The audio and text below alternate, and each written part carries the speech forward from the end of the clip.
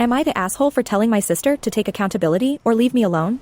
1 year ago I, 30F, received a panicked call from my sister Sally at 35F, because my parents' house was going into foreclosure. My parents had stopped living in that house in 2014 and let my oldest sister Anne, 40F, and her family live there, with the understanding that she would pay the mortgage. My parents are immigrants and had called Sally because they did not understand the letter they received. Sally learned that the mortgage had not been paid in over 6 months, and they had sent multiple letters to the home that Anne lived in. By the time Sally was involved, she only had a few days left to pay the debt.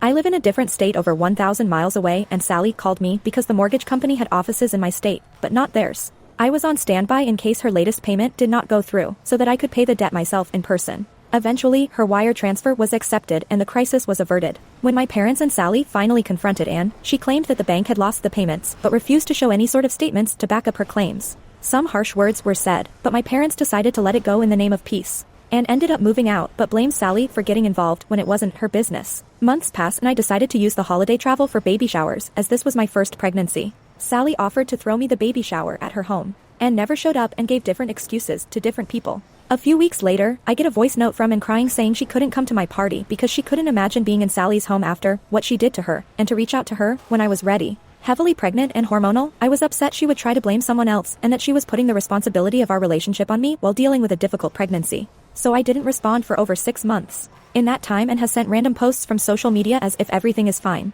I finally got fed up today and responded to a message saying she could take accountability for taking advantage of her family, or no longer have a relationship with me. Am I the asshole for bringing up the conflict with my parents, or should I stay out of it?